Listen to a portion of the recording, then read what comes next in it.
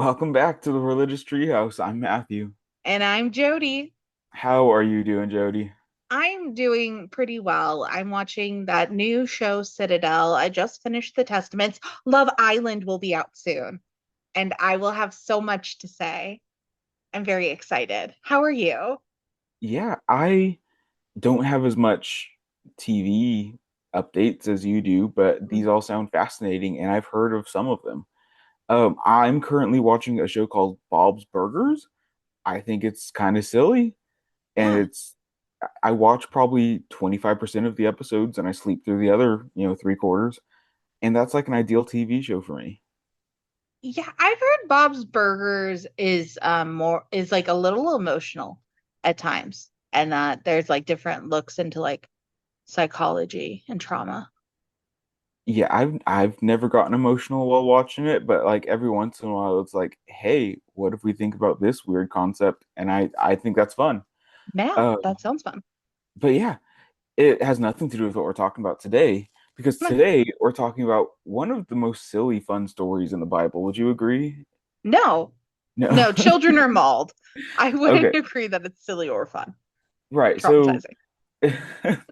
I feel like it's like the start of a joke. Like, hey, a prophet, two female bears, and 42 children walk into a bar, and then the children get killed. And that's in the Bible. So not the bar part, but the rest of it, yeah. Yeah, yeah. No, exclude But the yeah, bar from the narrative, and that's exactly what happened. yeah. So we're talking about Second Kings chapter 2, uh, verses what, 24 and 25, 23 through 25, and maybe a few verses before that, Mhm. starting at verse 19. Yeah. I think this is like one of those like quintessential stories that you hear in like Sunday school type places where it's like, guess what this funny, silly story is that's in the Bible? Like one of those like wild of the Bible type situations. Yeah. Um, and like for good reason. It's a weird story and it's so short and concise that you can just kind of like read it and be like, what the hell just happened? And then move on with your day. Because Yeah. what else are you supposed to do with this story? We'll talk about it. Oh, Um, but yeah, I had a ton of fun doing research for this episode. Like not I remember like in my first semester at my master's program, they were teaching us about like different biblical interpretation skills and stuff. mhm. And one like practice, which is like especially common in Christian traditions, called Lectio Divina. And like without like getting too much into it, what you do is you read a passage over and over and over and over and over again, for like an hour. Like we were instructed to do this for an hour. So like for an hour, I like read and reread and reread and reread and reread this passage. And it's like a really fun passage until you read it 700 times and you're like, okay, cool, I get the point. And the point is, I have no idea what the point is. So if you have like a free hour on your hand, just read these like five verses like over and over and over again and see what you get out of it. Could be something. That is asking for a lot, but pop off, King. But yeah, so like it was I had a good time like doing research for this episode because I knew like a good amount of this very, very short passage, but I Hmm. like went into the depths to find like some other interpretive traditions, like what other people think about this, and there's some fun things that we're going to talk about. I'm excited Ooh, for this. okay. Um, but first, let's talk about the Book of Kings because I don't think we've even talked about the Book of Kings ever really. No. So very briefly, originally the book of First and Second Kings were one book, the Book of Kings, Mhm. and then they're like, this is a long book, we should make it into two because that's easier. Who decided that? People who made scrolls. But around when? Like, when do we think they divorced? So the separation of the first of them being into two books is Mhm. first attested in the Septuagint. Okay. Um, so like third, fourth century BCE. Okay. But and that's a Greek translation. It's first Mhm. attested in the Hebrew translations in about the 15th or 16th century CE. Okay. So for many, many years, the Hebrew version has been uh, considered to be one book, Okay. and then other versions. So like if you look into a critical version of the Hebrew Bible, like the BHS or something, Mhm. it'll have like the titles different, like First and Second Kings, and like the Mhm. numbering there, so like we know what we're referencing. Yeah. But like how the chapters normally end and be like, because like usually in like the Masoretic text and stuff like that, it ends books with like a little summary of like factoids of like this is how many words were there and so on and so forth. It Yeah. doesn't happen in the book of First Kings because it assumes Second Kings is part of the whole collection. Okay. Um, So was it peer pressure that caused them to later split it, or yeah, probably. I mean, to like some extent, like just how Bibles were produced and thought of, that it was just easier to have everything kind of uniform, to in some extent or another. wow, I'm so sorry they were bullied into that position. Okay. But And then we interesting. also have some early like Greek and Latin translations that thought of the Book of Samuel's and the Book of Kings together, being kind of like a four-part series, Oh, which makes sense, like given like their similar context. Like Samuel talks largely about like Saul and David, and then the Book of Kings moves into Solomon and then the rest of the kings and stuff. Um, but yeah, like they're separate ideas, but they are part of all the Deuteronomistic history, which we'll get into in a second. Regarding who wrote it, mm, uh, the Talmud, some verses in the Talmud ascribe it to Jeremiah. No scholars really taking that seriously, though. But there's likely a number of sources that are kind of brought together, as is typical, um, that include things like records from like the kings and stuff like that, or like prophetic traditions that are brought mhm. together, which is what we'll be talking about today, Yeah. or then like the annals of the kings of Israel and the annals of the kings of uh, Judah, which are like both referenced in the text. Hmm. These are like things that where the author is like, "Hey, check these out, check these texts out to like check my work," so that like there's like this air of authority being given to it, like, "Hey, yeah, I know what I'm talking about because we have these resources that you can also check." Yeah. So the Deuteronomistic historian probably used all of these different sources to kind of weave the narrative. And then we Hmm. get later editors and redactors as well. But this is probably put together around 586-ish with the Babylonian exile, Hmm. as um, constructions of the kingship and all that happened is kind of put together as a way to kind of tie back that history to the present time in the Hmm. era of exile, and also to kind of try to make sense of what happened. Why are we in exile? Well, let's Yeah. look at our history and try to make sense of that. So that's probably when this was made for the most part, drawing on earlier sources and then some parts being edited later and so on and so forth. Okay. Um, yeah, regarding content, it tells the story of Israel from David, like the end of David, up Hmm. until the beginning of the Babylonian Empire. We get the last few verses, which is going to be a later redaction.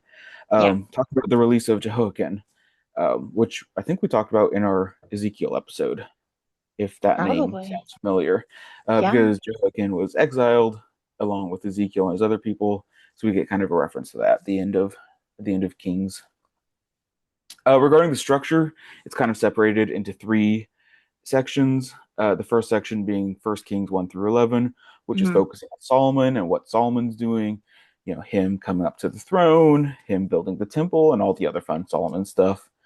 The second section is going to be First Kings 12 through Second Kings 17, which follows like how the northern tribe rejected Rehoboam, which is um, Solomon's son, and Hmm. then we get the divided monarchy with Israel in the north and Judah in the south. And then it kind of follows them co-temporaneously, like at the same time, Hmm. saying these are the kings up north, these are the kings down south, this is what they're doing, until Israel is destroyed in 722. Hmm. And then after that, we get section three, which is Second Kings 18 through 25, which looks at the Davidic dynasty in Judah up until 586. So, because there's no northern kingdom to look at anymore, Yeah. it's just the southern. So Yeah. you don't have to bounce back and forth. But it does like Oh, a really interesting thing where it like follows the kings and says like this king ruled for 40 years or whatever, and it says, okay, hold up, we've talked about them, we have to go back up now to keep it like in the same time frame. got it. But kings shouldn't really be thought of as history in the modern way that we think of it. Hmm. Like it does like preserve some historical data, but it's mainly a theological essay, kind of explaining the fall of the kingdoms due to bad choices of the kings, using them as like lessons to be taught to the people. Like, hey, this king did a bad thing, therefore bad things are happening to us. And then there's only like really two kings in positive light for the most part. Hmm. King Josiah and King Hezekiah. Josiah is the one that's like really in the bright lights. Like, oh my goodness, King Josiah, he did such a good job. We love King Josiah. Mm. Everyone else did awful. Yeah. Oh, and with King Josiah, that's where we get a lot of important references to good things that like we're aware of, to like court reforms and temple things changing around, and we get references to like, hey, King Josiah found this like document, and it sounds a lot like Deuteronomy. Yeah. So we think that references in regards to Josiah Mm. kind of influence like Deuteronomy. Yeah. And that makes sense given the context of the Deuteronomistic history, where all of these authors are, deeply influenced by the theology of Deuteronomy, who Mm. also see King Josiah in a good light. Yeah. Um, so that's why we think of kings as being part of Deuteronomistic history, along with, Judges, Samuel. Uh, why am I thinking of the other J one? Joshua, all being part of the Deuteronomistic history. And Nice. then for the most part, the Deuteronomistic historian kind of contributes the downfall of everything to the kings. The kings are messing up, bad things are happening. So we look at the kings, and it's their fault for what's going on. And we look at some redactions, probably like the end. So once Josiah dies, it seems like the Mm. Deuteronomistic historian kind of stops writing, and that's when we get kind of different redactors. So we call like the main bulk of what's being written here DTR one, and then Mm. some redactions that happen DTR two. Yeah. Who and DTR two kind of finishes off the story after Josiah, and Mm. also kind of goes back and edits things every once in a while because DTR 2's theology isn't so much that it's the king who needs to be blamed, but that it's more of a communal problem. Um, so it's collective responsibility based Mm. on what the people did wrong, and so you get Okay. that kind of the conflicting theologies throughout the Book of Kings, as we have these two different ideas. Like, is it the king's fault for everything going wrong, or do the people of Israel do everything wrong? Mm. Okay. So do we blame the oppressor or the oppressed? Mm. Yeah, and I don't think that's necessarily the mindset that they were going through. I don't think they were Okay. seeing the king as oppressor or the people as the oppressed per se. Yeah. Uh, and I think that's something we can look back on for sure Yeah. and analyze through that. But to ask the question is this one guy to blame or is this a communal blame? I think is a fair question for people in mourning trying to understand what's going on. Yeah. How do we understand this current circumstance? Was it this line of people's fault, or was it, hey, we all messed up? Yeah. And I think looking at both, I think could be helpful if we want to look at this as trauma literature, as we kind of talked about with Ezekiel. But Yeah. I don't want to press that too far because that's outside my area of expertise. Okay. For sure. Um, but yeah, regarding the historicity of this, eh, originally scholars, I mean, like when critical scholarship began, like 18th, 19th century, they were like, hey, maybe we can't take any of this seriously. Then as like the 20th century came along, they're like, hey, yeah, this is actually telling us like fairly accurate information that can be corresponded. Hmm. So largely, I think we can trust the reports of the Book of Kings for like large scale events that are happening. Like, hey, these are the kings that are important and stuff. And then we get to like the details of like what's going on, why things happened, who fought who and who won, yada yada yada. Hmm. That's when like theological influences will probably take over more so than, hey, this is a direct reporting of history. Yeah. Okay. But yeah, so that's a very brief, 10,000 foot view of the books of Kings. Do you have Mm. any thoughts or insights? Mm. Seems like a lot, quite frankly. Yeah. Um, where would this be helpful for people to read in their lives? Like we should read things. But I Yeah, also, well, I think this was created as a way to kind of rationalize the exile. Like that's okay. probably like why this was made. Like we're in the midst of the exile now, speaking as like I'm in Well, five I different. meant today. Why should we read it today? Oh, I think as an ancient piece of literature, I think Mm, it reveals why it because it moralizes a lot. It looks at the mm, kings, it looks at them mm, and the people, and it mm, says they did X, Y, and Z, therefore bad things happen to us. mm, And I think for Christians and Jews that take this as scripture, you can mm. look at that as, hey, this is how we should practice our religion. This is how religion does good or bad things, and this is how we should, form our lives because of the religious convictions we have. Yeah. But even if you're not Jewish or Christian, I think it still wrestles with tough topics. Like as you mentioned, like are we blaming the oppressor or the oppressed? And I think we can look at these texts and we can ask those questions. And and due to like just the fact that it survived this long, that we have this 2,500-year-old document, Mm, it is important because it has and it can continue to be important because it retains these questions of what it means to live a good life to some extent or another. yeah.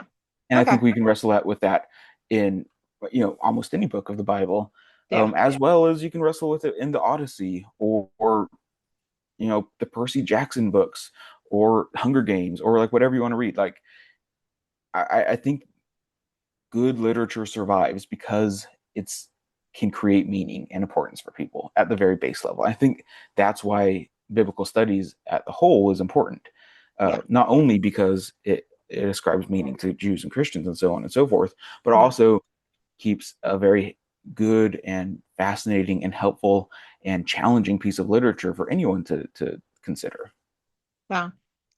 What a deeply insightful thought for a podcast episode about two she bears mauling 42 children. Yeah. And I think what a great transition. Do you want to give us a summary of what Um, happened? I mean, or we could just read yeah. it. It's like super short, but verses like 19 through 25. Give us a quick summary. What goes on, Jody? So like this guy goes to this place and he heals the water and he's like, water be healed. And then he's walking on his merry way. A bunch of children come up to him and go, you're bald, go away.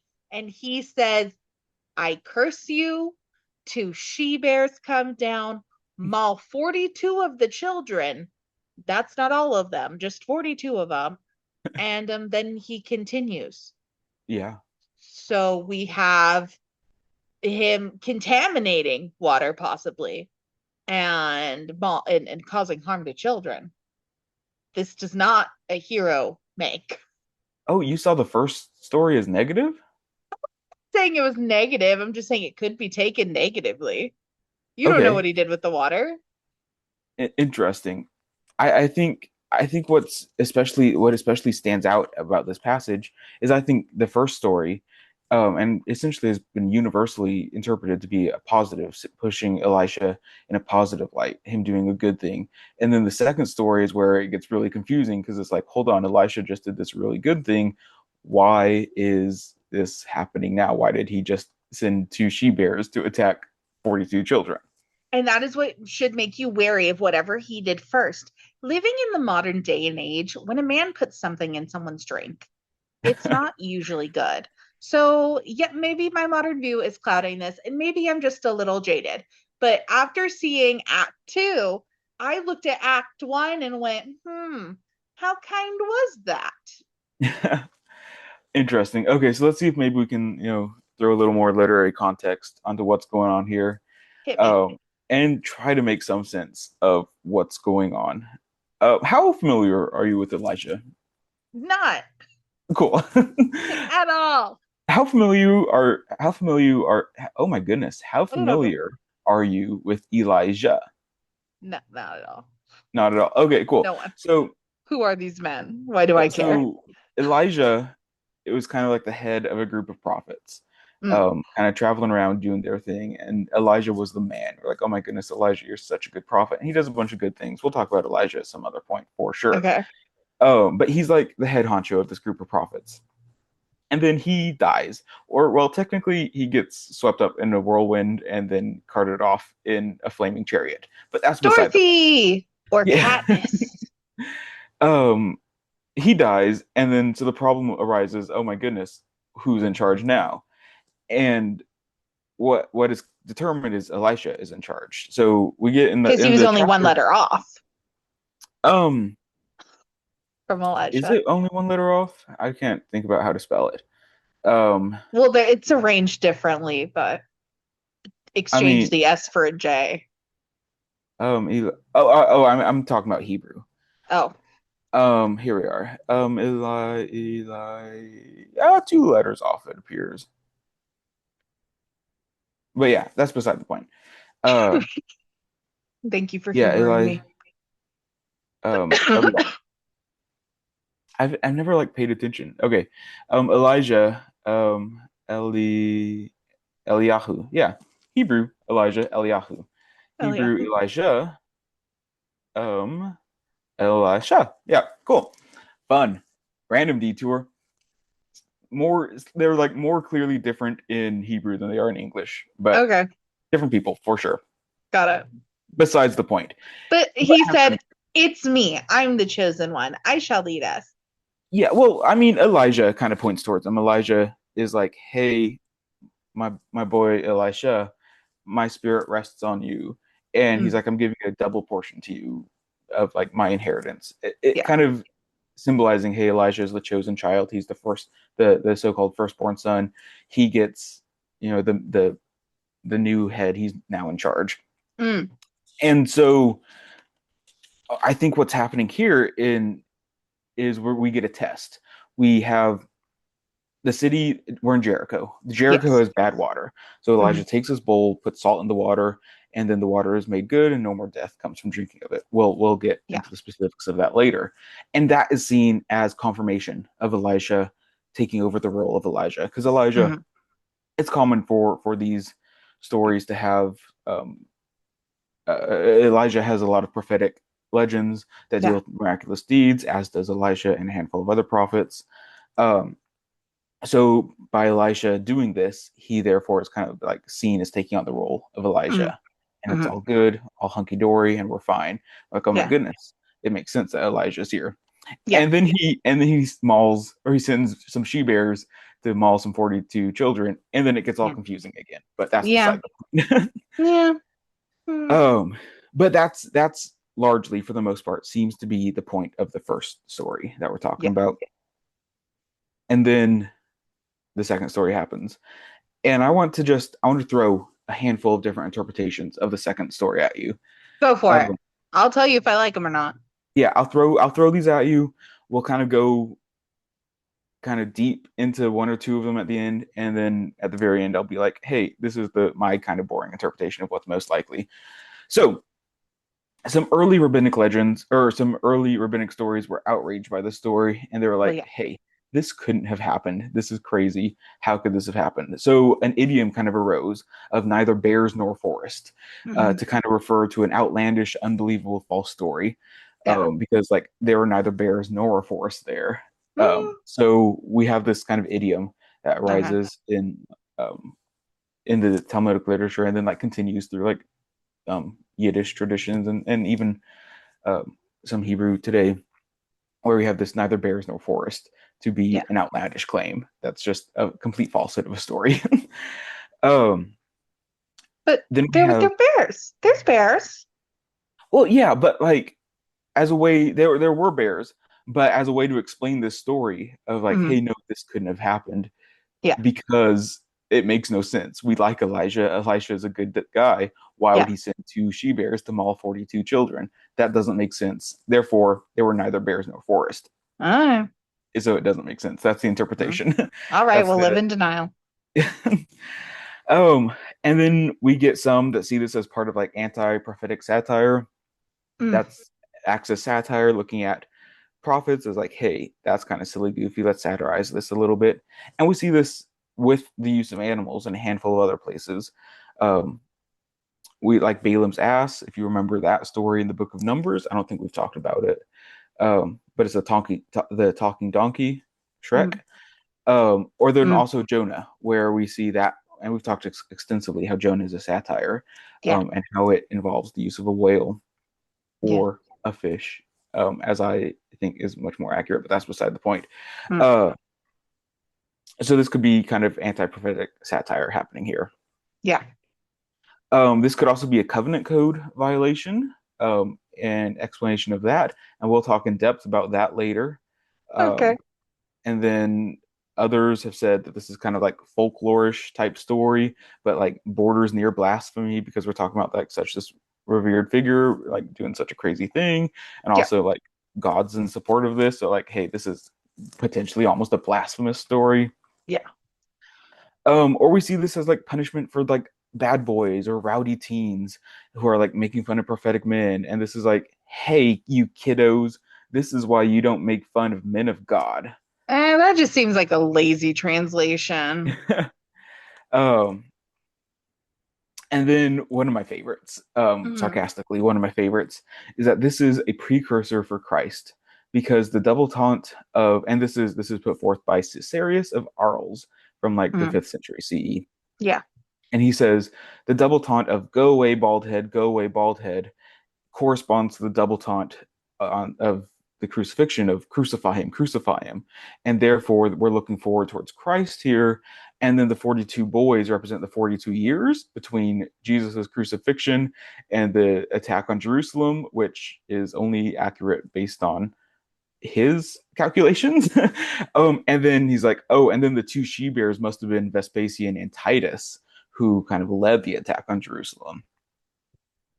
The That is early, so lazy. the early, I think it's completely creative. I think it's so very creative, and why I love like it's so much fun to read these like church fathers and church mothers stories because they make these ties that we think are completely outlandish today. It's not how we do biblical interpretation at all.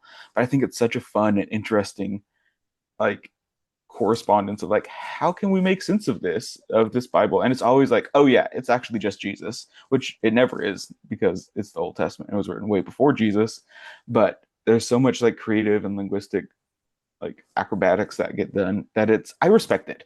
It's wrong, but I respect it as a fun thing to read. Always Jesus, never Moses. um but yeah, I think what that interpretation brings up though in a fun Mm, way is why 42, why are 42 kids killed? I think that's a good question. If you have an answer, I'm open to hearing it. The only thing I can think of is we get a part in First Kings, Second mm, Kings, chapter 10, where Jehu kills mm. 42 people. And then in some like Talmud sections, we have Balak, king of Moab, sacrificing 42 times. So I think it could just mean like, hey, this is a literary convention to mean a whole bunch of people. Yeah. But 42, we have 42. Yeah. I mean, or maybe at some point in their history, 42 held a significance. Yeah, Jackie Robinson. Yeah. Yeah. Yep. That's it. It's if it's not Jesus, it's Jackie Robinson. I think we figured out. I think we cracked the code of the Bible. It's pointing I towards Jackie Robinson. think we did. Good job, guys. Yeah. Great. No one else needs to study. Yeah, I think we're good. We're Yeah. set. No. No, Um, and I loved how it said some and then it was like 42. I'm like, that feels like a bunch. yeah, yeah. Like, It definitely overkill, literally. Um, okay, what yeah. other interpretations do we have? Um, I mean that's largely Okay. the most fun ones I could find. And then I think continuing our conversation from Ezekiel, looking at Elijah's body and how that works here, I think we need to pay a little bit of attention to his baldness and how that functions in the story. Yes. Um, It's not his fault, is it? I mean, it could be. I think there's a few ways we can look at this. Again, this is a very confusing story. No one knows what's going on. Cool. Cool, But cool, I think cool, there's cool. like three main ways we can look at this. Uh-huh. First, and I think probably most likely, is we have a comparison between Elijah and Elisha happening here. Because just in the chapter before, Elijah was described as a very hairy man. So Mm, then Elisha here being described as bald, it could be kind of like a slap in the face, like, hey, you're not really Elijah. You're not as good as Elijah because you're bald.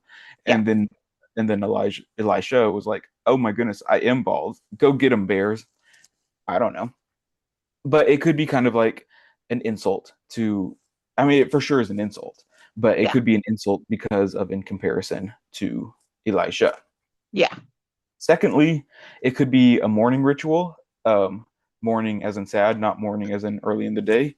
Mhm. Uh, like shaving the head as a way of mourning was common in that time between Israelites and even foreigners, Yeah. though it was explicitly like forbidden in Leviticus and Deuteronomy.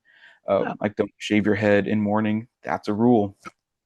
So it could be that. It could be that he's in mourning because Elijah just died, and they're like, "Oh my goodness, go away, bald head. Your buddy died," and he's like upset about that. yeah. Stop being depressed.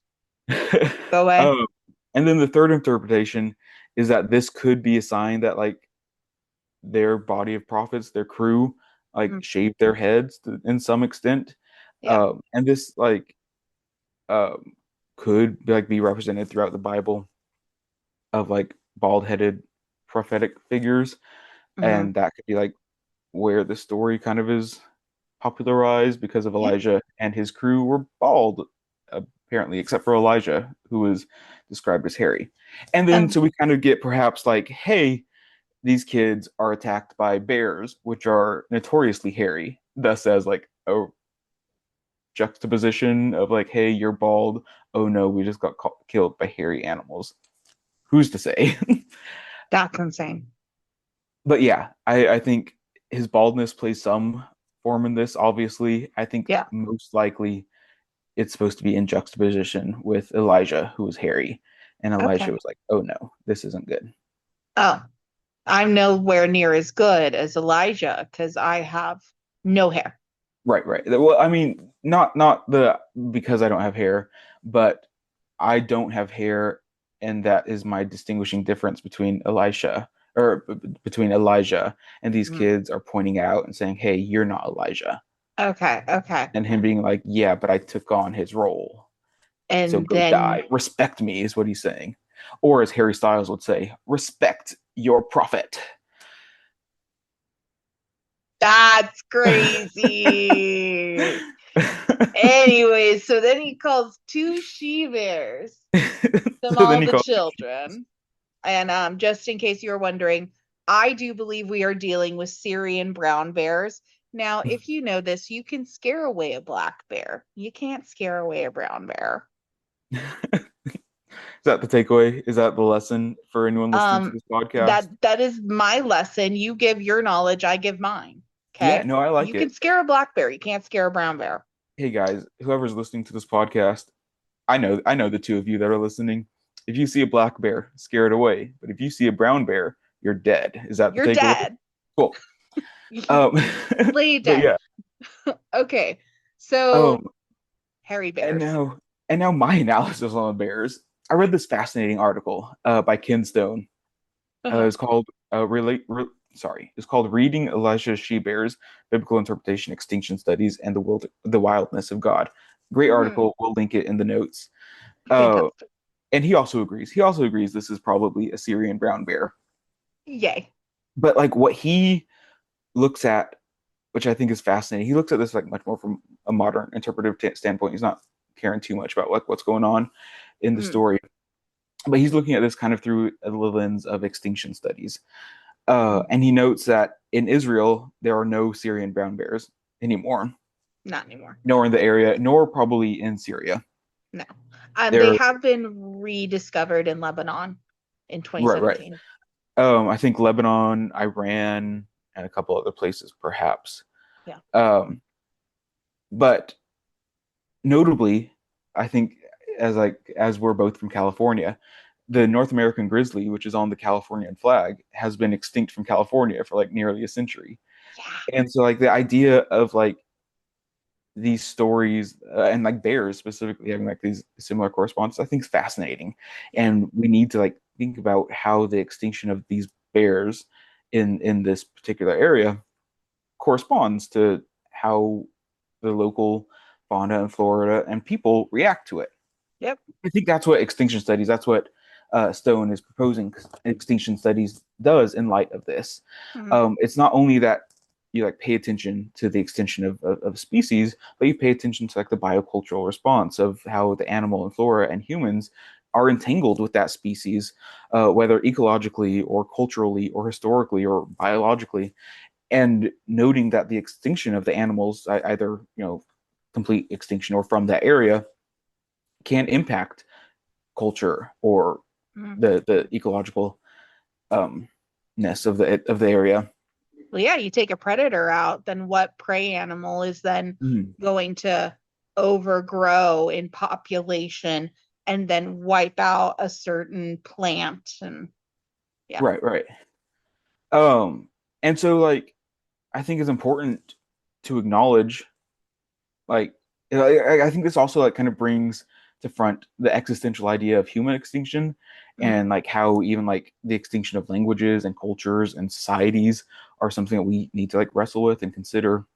yeah, So like bringing in extinction studies into the Bible here, I think is a fascinating move that I absolutely love. yeah, Uh, because it looks in with a specific lens as we always do. And this is what I talk about all the time. We're always looking in with our specific lenses. And by choosing this one, I think it brings a completely new light to the text that yeah, is not what the original authors meant by any means. Like they had no no, idea of extinction as we do in our modern sense. But I think it provides a new and rich meaning to this text that may not be otherwise found.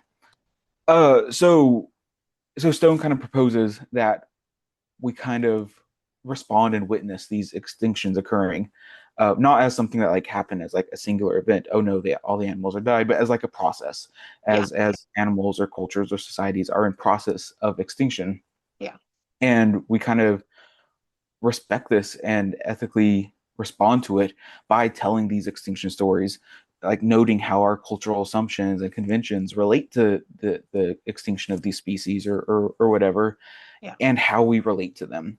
yeah, So, like by telling these stories and considering these stories, I think is a very important reminder of, hey, we're dealing with a bear in this story that yeah, is presumably meant to be understood as like something that happened. And how do we wrestle now with the fact that there are no longer bears for this to occur? Neither forests, no nor bears.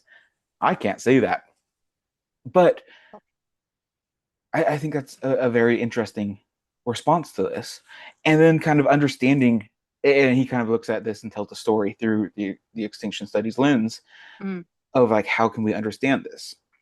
So the bear is mentioned 13 times in the Hebrew Bible mm, and are very, very often represented as fierce enemies to be slain by biblical heroes. And like yeah, you'll see a handful of images of David like standing over dead lions and bears, being like, "Oh my goodness, I am a hero. I've killed a bear." yeah, Um, and like I think 13 or 11 out of the 13 passages kind of indicate bears as like fierce and yeah, fighting and angry. And specifically, and not just female bears. Female bears are often adjectivized as bereaved in some extent, kind of emphasizing the like mother separated from her cubs mm. aspect of it. And when you separate the mother from the cubs, that's when it gets especially dangerous. And then the Oh female yeah, bears in Second Kings could be kind of like, hey, this is like a mother bear separated from her cubs. That's why she's so angry. So that's yeah, probably what's happening here. Why they're two she bears. yeah. Like the two she bears are hearing loud noises near their cubs Mm. and they want to eliminate it. Yeah, yeah. So that kind of seems to be the explanation of why there are she bears here is because hey, we're all aware of she bears and Yeah. how they get when they're separated from their cubs. Therefore, Yep. therefore, she bears are killing the kids, not he bears. Yeah. And if you're confused on that, watch Brother Bear, because it lays it out for you very nicely and plainly. Cool. Yeah, The mannerisms of she bears. of course. But I also think what was pointed out in this article that was the most fascinating. My favorite part of this article Mm, is that he says that agricultural and herding societies tend to tell stories that about bears that tend to emphasize them as impeding progress and being marked for destruction, yeah. and they're viewed as like brutes and threats to agriculture and shepherds. And if that's like obvious, if it's like obvious that we see bears as being dangerous and brutes and destructive, it's because of like the success of these types of stories that are like framing our cultural narrative of bears. It's Yeah. because we've been told all these stories of bears as being destructive in these senses because that's how the stories have been formed to us. That's why we Mm, believe it. That's why it's so obvious to us. And like, of course, there are danger to them. But for like a lot of hunter-gatherer societies, like a lot of Native American traditions, still recognize like the dangers of bears and stuff. But a lot of their stories tend to emphasize like the perceived similar characteristics between humans and bears, like the fact that Yep. bears will sometimes stand on 2 feet, or will Hmm. tell stories of like a woman like being raised by bears and like gaining secret and special knowledge. Yep. So like, and that completely reframes our idea of bears, and to like be specific here, Syrian brown bears. Yep. But and like you even started this episode, like the first thing you think about with bears, like, hey, if you see a black bear, you can scare it away. If you see a brown bear, like you're gone for, because that idea of just the scaredness of bears is so embedded in our culture that has been influenced by texts such as this, but like also texts outside of the Bible. Yeah. So like in light of this, like we get a lot of like anti-wildlife or anti-wildlife like lawmakers and ranchers Oh and yeah. stuff like that, who are often people who like reference the Bible as like reasons for why they make their policy choices. And while they don't Mm. often specifically mention the Bible in like these choices, they're making political decisions that while also revering a text that is characterizing bears and other aspects of natures as like violent threats. Yep. So like no wonder like we don't like why those people wouldn't see like the preservation of bears or other animals such as that as being important, because like the cultural norms and narratives being pushed forth through literature such as this advocates for bears as this something to be feared and not respected to some extent. And of Yep. course, in the Bible, there are other passages that are like, hey, no, respect nature, respect things like that. Yeah. I think Isaiah has a couple that come to mind, but still, I think these are important things to be wrestled with. Wow. Okay, so I might actually have to read a recommended thing in our reading list. Look at that. But I'm just yeah, kidding. I read all and of I them. think, but I think this also like expands for so much else. Like I think, Yeah. like for me, this article did a great job of like pointing out this particular, like, hey, this is one of our cultural biases and assumptions Yeah. that make bears scary. Because that's, I think that's just so embedded in us. Hey, yeah, bears are scary. Well, no, but they are scary is also the thing. Yeah. Um, Like like polar bears are mean. Like there is also the factual evidence that like yeah. they have to defend themselves. How else would Yeah. they live? Well, no, like I think both can be true. I think Yeah. both bears can be dangerous, Mm, but also the narratives that we formed around bears, mm, I think heighten that danger that we think of them. yes. Um, and I think it causes these biases in us Yeah. for sure. Yeah. Whether bears are going to kill you or not. I think bears are just as misunderstood as women. Yeah. Because yes, women can be sexual beings, but to be demonized Mhm. biblically for But that. and I think that's the point that I started to make earlier. That like yeah, we can look at this as just like a singular example, but also I think it works as a great example of understanding all of these biases that we have been given to us that we don't realize have been given to us, such as the scariness of bears, Yeah. and also we can reassess them and say, oh no, that's just a bias based on all these factors that have come up to us. So I think understanding understanding bears can help us understand the other, um, the capital O other. That's it. We're watching Brother Bear. I can justify it. There are religious and spiritual aspects to it. Congratulations. Oh. Um, no, that's wow. A much more profound conversation came from this damn bear passage than I was expecting. I warned you. I warned you in advance that we were going to do a detour into bears. Yeah. Well, hot damn. And I was like, why are they calling him bald? That's like the least of my worries now. Yeah, now we care about bears. Now we care about the Um, bears. but yeah, any other thoughts on bears before I move into a kind of lengthy discussion onto the covenant curses? Before we started recording, you said something very triggering to me, and that was that a bear is a bear. And I didn't like that. Pandas are very different. They can be vicious. Koalas, not even really bears. Sun bears look like humans in a suit. Sure. Yeah. Have you seen Sure. a sun bear? I know what you're talking about. Yeah, Yeah. yeah, you know what I'm talking about. But they look like a human in a suit the same way. Golden Doodle looks like a human in a suit, but the dog version. But yes, But yeah, no, bears deserve our respect on a literary level and a human level, or animal heavily. level, I suppose. Yes. And sorry if I diminished bears by not knowing the distinction between a Syrian brown bear and any other type of bear. You don't know any other bears. It's Grizzly, fine. yeah. I had to Google heavily. I'm like, where are the bears in this area? And then they Mm, were like, there haven't been bears in like the Middle East since the 1970s. I'm like, well, damn. yeah. Which that had me on a whole tangent. I want you to know I wrote a whole note tangent about colonization, um, the military, and ecological terrorism as for Yeah. why there are no more bears. And Mm, I can't imagine that's great for the ecosystem over yeah. there. And also like the idea of colonialism is one of the primary factors for extinction, Yeah, whether of animals or of societies or cultures or languages, is also something that should be wrestled with. yeah. But yeah, moving on to covenant curses. And because this is not wildly accepted as like an explanation of this verse. I don't think I subscribe to this, but I do Mm, think there's something interesting here okay. for sure. So the idea of prophets pronouncing curses in the name of God is a common feature in prophetic literature.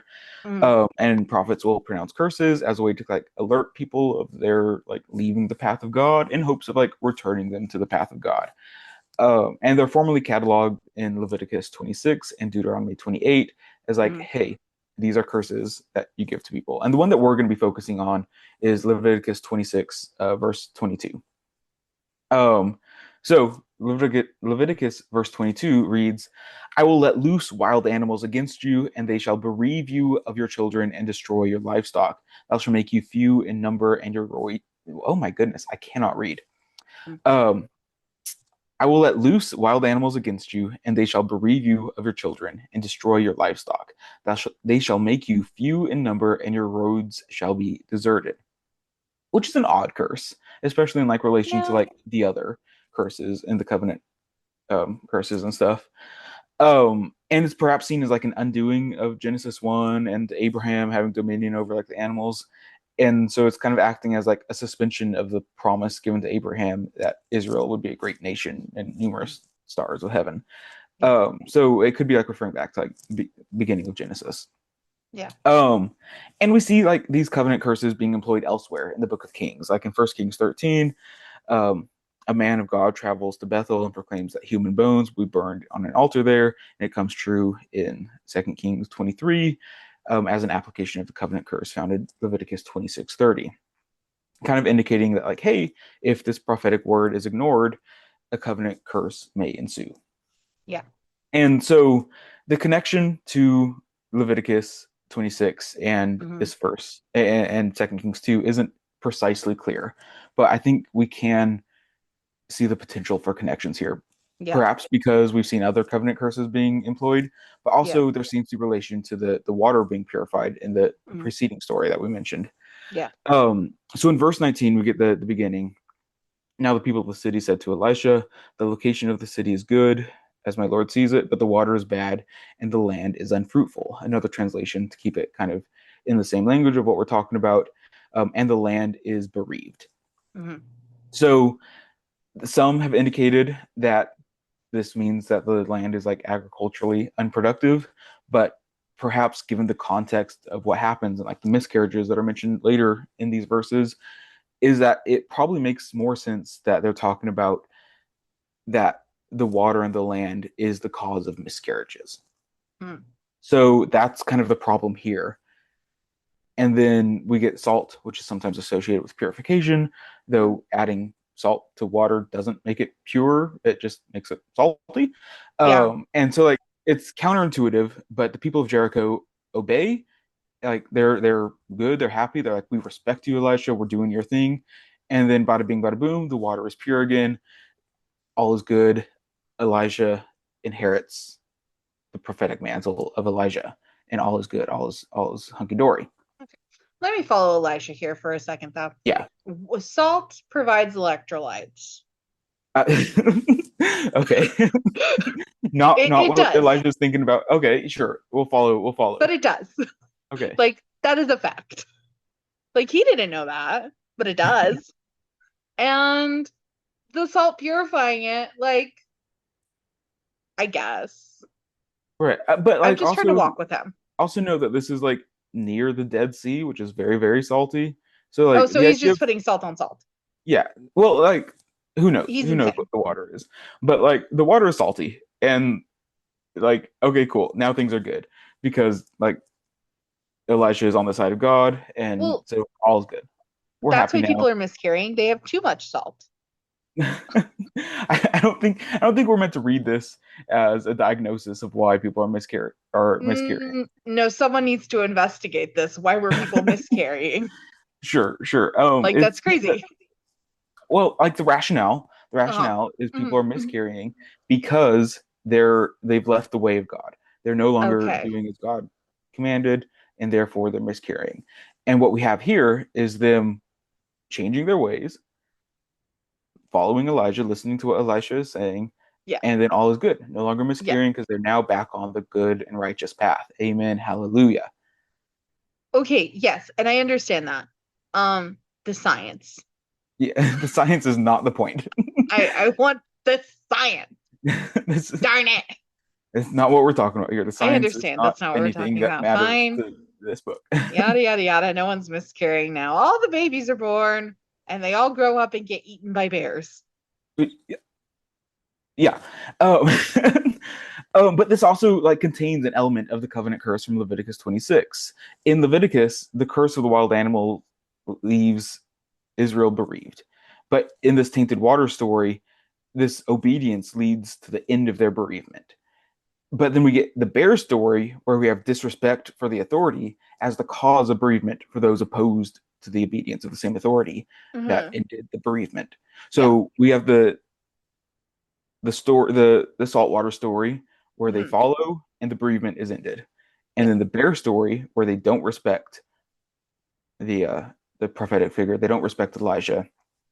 Therefore, this is an indication of the covenant curse that is causing bad things to happen to them.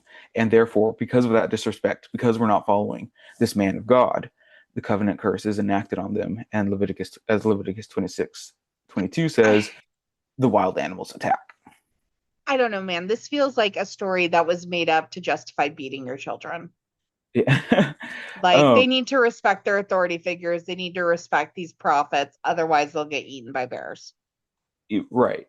But I think the point of the story, following this logic, following the covenant curse logic, is that this is a warning being issued to the people of Israel of what lies in store if they disobey Elisha's prophetic word, which is the word of God. Okay. Okay. So you can either listen and have babies, or don't Mhm. listen and we'll take your babies. Yeah. And that's not to say that this is a widely accepted theory in biblical studies. It's a theory worth noting in biblical studies as Okay. like, hey, this is a potential. Yeah. Probably what's happening most likely is we need a story to kind of gain respect for Elijah. This is why we like, hey, look what happens if you don't respect Elijah. This is what happens if you don't respect the man of God. Yeah. This is why we should like respect the man of God and the prophet, which is kind of the point of this covenant code, but like just not to the big extent of relating it back to Leviticus and all that. But like, that's bullying. Sure. It's mean. And like, I don't know if I agree with this message of respecting people who call violence upon others. Right, right. You know, they were calling him bald. Like, they were body shaming him. Mhm. Sure. But was that a proportioned response? Right. The punishment doesn't meet the crime. No. Yeah. No. And that's why these texts matter because they allow us to have these thoughts and conversations. What is justice? Is this justice? It seems not. But how No. do we wrestle with that? How do we create a sense of justice and so on and so forth? I think we call him bald and move forward with our day Sure. because that's crazy. No, but these children, like, they call him bald and then they don't get to live out the rest of their lives Hmm. because your feelings got hurt. Grow up. My gosh. Okay. Oh, but yeah, fascinating, a fascinating little section of the Bible. Yeah. One of my favorite little like sections because it's so weird. Quirky. But like, yeah, but yeah, I love it. Any other Yeah. thoughts? Do you have any other thoughts on this? Um, I think you're really going to enjoy Brother Bear. And I I think I'm really enjoying the more I like looking at these things through an environmental lens. Mhm, I think that's fun. I like looking mhm, at these through all the different lenses, trauma, being a woman, sure. all those fun things. Um, so yeah, thank you for that. And no, I have no more thoughts. Perfect. Well, thank you all for listening. Please, as always, send us your thoughts, comments, critiques, and questions on any of the social medias: TikTok, Facebook, Instagram, Blue Sky, YouTube, Spotify, Apple Podcasts. You know them all. Email us at thereligioustreehouse@gmail.com.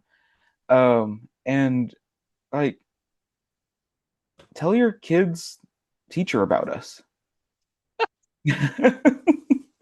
Tell your kids' teacher, yeah, no, they're tortured enough. Don't torture them with us. They might like it though. It might be a nice break. They might actually really like today's message. I can think of some teachers who may want a she bear to at least scare their students. I don't think they'd wish violence upon them, Right, but a right. healthy dose of fear, maybe. School's out. It's summer break. Put your kids somewhere where they'll learn something or read something, please, for the love of God. But this has been us, and we'll see you later. Bye, all. We need to help the literacy crisis. I've been thinking about it. Is that your is that your new take on the problem My of the new take world? is we need to help. I think, if I may, the Mhm. problem is AI. Uh-huh. Yeah, no, it definitely is. And I'm starting to wonder if I am part of the problem. I'm like, maybe I am a problem. But I read Yeah, more than other people. Is it good. necessarily what you read? No. Hey, we both read more than other people. Have you watched Off Campus yet? I have not heard of off campus. Okay, it's on Amazon. That's what I read. Hmm. It's now a show.